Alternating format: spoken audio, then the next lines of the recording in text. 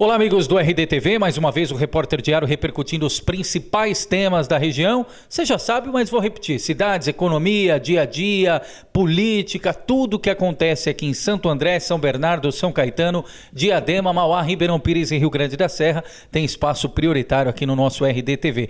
Agora, economia em pauta, vamos falar de tributos, enfim, e de data importante. Na próxima segunda-feira, dia 25 de agosto, vence o prazo para que as empresas possam aderir ao Refis, que é o programa de parcelamento de dívidas. Para falar mais sobre esse tema, quem pode, quem não pode, quais são os itens, os critérios que devem ser observados, o Repórter Diário recebe nesse momento o Edmilson Ataíde, ele que preside uma associação importante, das mais importantes aqui no ABC, a Associação das Empresas de Serviços Contábeis, a AESCOM.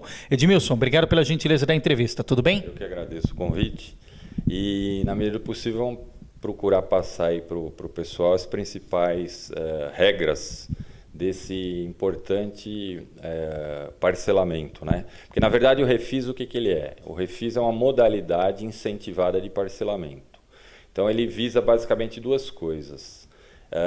Propiciar que a dívida consolidada tributária, federal e previdenciária, ela seja paga com alguma dispensa, alguma redução de multa e juros, e num perfil de alongamento de prazo, né? Porque a ideia é o quê? É que você pague isso em até 180 parcelas, quando o convencional são 60 parcelas. Edmilson, e esse é até o ponto importante para a gente iniciar.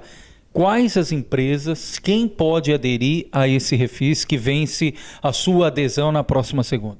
Na verdade, assim, ele é bastante amplo, tá? Em primeiro lugar, a gente fala muito de empresa, mas pessoas físicas também podem participar do Refis, tá? Então, empresas e pessoas físicas.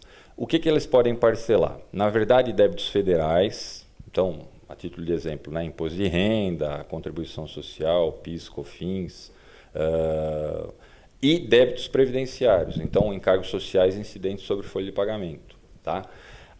E a opção são para débitos que não estão inscritos, ou seja, débitos que estão em fase administrativa de cobrança, débitos inscritos em dívida ativa, ajuizados, ou seja, com cobrança de execução fiscal em andamento, tá? Então, assim, é bem amplo mesmo a possibilidade de tributos e de situações em que é possível optar.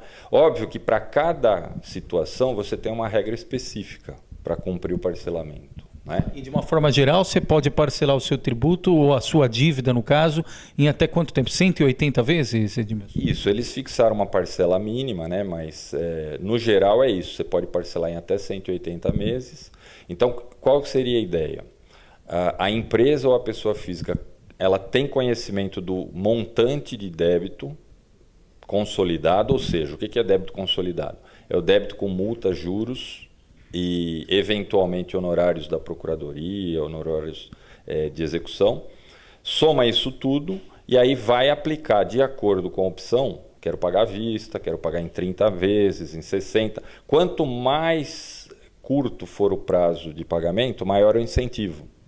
Então, por exemplo, quem vai pagar à vista tem 100% de desconto na multa. Quem vai pagar em 180 meses, esse desconto cai para 40%. Né? Os juros a mesma coisa, ele tem uma tabela que escalona, você tem 45% de redução no juro até 25%. E os encargos de cobrança, né, honorários e custos relativos à execução, 100% de dispensa. Então, assim, é vantagem, né? Porque você não tem no parcelamento convencional essas possibilidades. Óbvio que, se o contribuinte está, por exemplo, num processo judicial, discutindo o mérito da condenação, do suposto auto de infração, e percebe que tem chance de êxito, ele não vai fazer a desistência do processo. Mas para aquele que tem alguma dúvida se ganha ou não, ele pode fazer o quê? Faz a desistência do processo e engloba no parcelamento essas questões. Um item, Edmilson, nessa questão que seja a empresa ou seja a pessoa física deve observar, porque à primeira vista parece muito vantajoso. Quem tem débito, tirando alguma exceção, alguma eventualidade, não teria motivos para não aderir. Mas para quem conhece mais a fundo, tem algum item que deve ser observado na hora de fazer ou repactuar essa dívida? Eu entendo que sim. Na verdade, assim, como é que vai funcionar o processo um pouco na prática, né? Primeira questão, ele é feito por certificação digital. A comunicação para parcelamento não é no balcão da Receita Federal, não é no balcão da Previdência. Você vai fazer via site, via atendimento ECAC, né? Então, a primeira questão, eu preciso ter a certificação. Se eu vou me fazer representar pelo meu contador ou por algum outro responsável, eu preciso passar uma procuração para essa pessoa para que ela possa agir em meu nome. E essa procuração é eletrônica também, né? Observar se realmente, como eu falei que é bem abrangente, observar se realmente eu tenho conhecimento do meu passivo, porque num primeiro momento eu vou fazer a minha memória de cálculo. Em cima dela, eu vou começar a pagar as antecipações. E essas antecipações elas são divididas em duas fases. Ou seja, nessa modalidade atual, você é obrigado a dar uma entrada do seu débito consolidado, você tem que dar uma entrada, que varia de 5% a 20% do débito consolidado. Isso você vai fazer. Então, primeira questão, se você não conhecer direito, você pode fazer essa memória de cálculo errada e pode até invalidar esse parcelamento depois. Então, ter conhecimento da memória de cálculo, esse é um cuidado. Segundo cuidado, saber que existem algumas situações que eu não, ou alguns tributos que eu não posso parcelar. Por exemplo, o Simples Federal. As empresas de Simples que estão com débito, elas não vão poder usufruir do parcelamento, né? Terceiro lugar, dependendo do estágio de cobrança que eu tenho, se é administrativo, se é um reparcelamento que eu quero, se é uma desistência de um processo judicial, eu tenho obrigações complementares que estão na portaria para serem cumpridas. Como quais, por exemplo? Por exemplo, eu tenho que, para poder repactuar um parcelamento em curso, eu tenho que fazer a desistência dele. E a desistência dele, ela é variável de acordo com a natureza do meu tributo. Se você já está com algum financiamento, algum parcelamento, você pode encerrá-lo e aderir a esse outro. Exatamente. Eu devo fazer, não é que posso, eu devo, se quero incluir ele aqui, eu devo fazer a desistência. E aí, por exemplo, se é um débito federal que está sobre a administração da Receita Federal ou Procuradoria, eu faço essa desistência via ECAC. Se é um débito previdenciário, eu tenho que protocolar a desistência na Receita Federal. Então, é aquilo que eu estou falando. Existem algumas situações que é importante que o empresário seja bem assessorado, exatamente, para que ele faça todo o trâmite legal, né, de uma forma que valide essa consolidação. Porque, na verdade, num primeiro momento, o contribuinte vai ter a memória de cálculo, ele vai ter as antecipações, a entrada mais prestações, e quem vai consolidar o débito é a Receita Federal. Isso vai levar 3 meses, 4 meses, não sei, aí é no time da Receita. E aí ela vem e fala, olha, o teu débito consolidado é tanto, você já adiantou tanto, sobra... Falta tanto. É basicamente assim, o escopo do negócio. Edmilson, como a adesão se destacou, é só via internet, né? Pelo ECAC. Então é até às 11h59 da noite da segunda-feira, dia 25. Exatamente. Tá. Lembrando que a opção, ela também é feita com o pagamento da primeira parcela. Então é assim... Para aderir tem que pagar primeiro. Tem que pagar primeiro. E a tendência, normalmente, quando acontece uma iniciativa como o Refis, é o pessoal deixar para a última hora. Segunda-feira tende a ser mais carregado, a exemplo do que acontece nas declarações do imposto de renda, que sempre os últimos dias corre risco de sistema, alguma coisa, ou nesse caso do Refis é diferente? Não, eu acho que nesse caso do Refis, inclusive, a coisa está agravada. Por quê? Porque entre a aprovação da lei e a normatização da portaria conjunta da Procuradoria e Receita Federal, houve uma distensão de prazo. Para você ter uma ideia, a primeira portaria, que é de número 13, foi publicada no Diário Oficial dia 4 de agosto. Ou seja, 20 dias. 20 dias para você resolver a vida, né? E assim, o que acontece? Eu acho que na prática, a grande dificuldade são os débitos de natureza previdenciária. E aí tem todo um histórico por quê, né? A Receita Federal ela já está se aparelhando há bastante tempo a trocar informações via ECAC do que se refere a débitos federais. Então, imposto de renda, contribuição social, piso, COFINS. Por exemplo, eu numa rápida consulta via certificação digital ECAC, eu consigo levantar das empresas quais são os débitos dessa natureza. O previdenciário, como na verdade a Receita Federal assumiu a obrigação da arrecadação relativamente há pouco tempo, isso não está bem compilado no programa. Então hoje a minha consulta via ECAC para débito previdenciário é muito parcial. Eu tenho nuances do que eu devo, mas eu não tenho detalhamento. E nessa altura do campeonato, com a portaria sendo regulamentada dia 4/8, para você conseguir agendamento, basicamente, se eu for pedir um agendamento hoje, com certeza eu já estourei o prazo. Então, tanto é que a FENACON, os órgãos de representação do comércio, as entidades em geral, elas estão trabalhando para uma elasticidade desse prazo.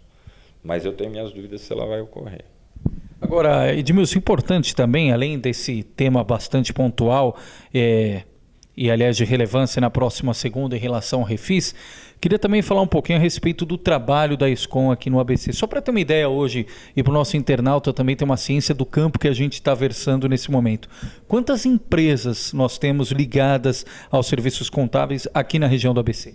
Então, eu não tenho números exatos, tá? Mas assim, nós temos o volume de empresas de assessoria contábil no ABC ele é expressivo. Porque você vê, dado de São Bernardo, por exemplo, eu sei que lá tem 600 empresas, Santo André umas outras tantas. Então, acho que se juntar a nossa base, que são 7 municípios aqui, né? Se você incluir aí São Bernardo, Santo André, São Caetano, Diadema, Mauá, Ribeirão Pires, Rio Grande da Serra. Então, eu acredito que você tem aí próximo a 3.000 empresas aí, né? Então é bastante expressivo o número de empresas contábeis que tem. E eu acho que hoje nós estamos passando por um momento muito importante dessa atividade. Justamente em função de que na parte tributária os órgãos fiscalizadores eles estão se aperfeiçoando. Então, o empresário hoje também tem que ter uma assessoria contábil bacana, né?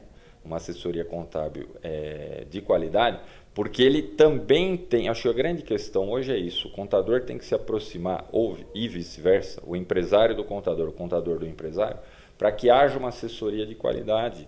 Porque hoje o foco da informação é na empresa, né? Vamos pegar um exemplo aí, sem entrar em muita questão técnica, mas a própria nota fiscal eletrônica. Olha como ela muda a relação. Quando eu emito uma nota fiscal eletrônica agora, antes de eu passar essa nota para o meu contador, a Receita Federal já recebeu essa informação. Por quê? Porque é só com o ok da Receita Federal que você tira o documento auxiliar para tirar a sua mercadoria dentro do seu estabelecimento. Então, o que antes eu poderia atuar corrigindo dados de uma eventual nota emitida errada, hoje eu preciso trabalhar na base de dados do cliente, eu preciso corrigir a base de dados do cliente, né? Então, o que acontece? Com essa aproximação, eu acho que nós temos a oportunidade de efetivamente participar do dia a dia da empresa e efetivamente exercer o papel que o contador deve ter, que é o assessor primeiro, né? Do empresário na questão de administração, de fixação de preço, de controle, enfim. Aqui no Grande ABC, a Escom atua há quanto tempo, Edmilson? Na verdade, assim, a história da Escom ela remonta a alguns anos já.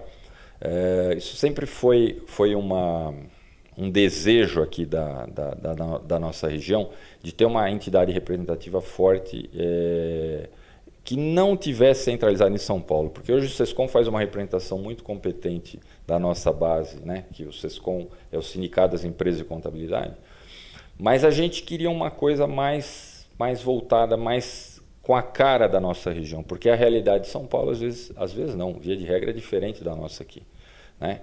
Então, isso vem há mais de 6 anos aí. A gente formou uma associação, essa associação tinha um outro nome que era a Esconap Grande ABC, né? E aí, com o passar do tempo, nós acabamos então fazendo uma parceria forte com o Sescom, e hoje é a Escom do Grande ABC, né? Então, hoje qual que é a ideia? É a gente, através de educação continuada, cursos, através de reunião mensal de empresários, que é uma coisa muito bacana que a gente está promovendo aqui. Inclusive, dia 27 agora de agosto, a gente tem uma reunião de empresário em Diadema, que a gente procura fazer ela de forma rotativa. O que é? É conscientizar o empresário contábil da importância que ele tem e da necessidade de atualização que ele tem nesse momento. Porque, assim, na verdade, o que pode parecer um perigo inicial, que é esse monte de desafio novo, são oportunidades, são reposicionamentos da classe contábil, que eu acho que é uma oportunidade que a gente não pode deixar passar. Sem dúvida alguma. Aliás, oportunidade que eu também quero aproveitar, Edmilson, e agradecer a abertura de espaço na agenda.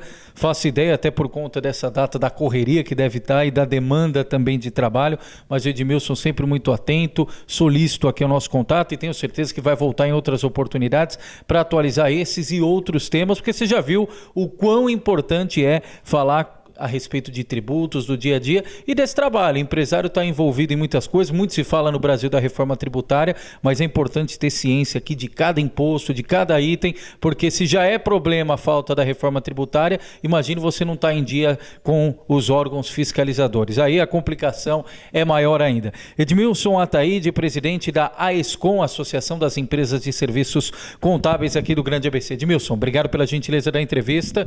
Sucesso ainda mais aí no trabalho e na condução da entidade. Eu é que agradeço a oportunidade e, havendo possibilidade, nós estamos aí para poder auxiliar. Com certeza. Mais informações já sabe, www.reporterdiario.com.br. Até a próxima.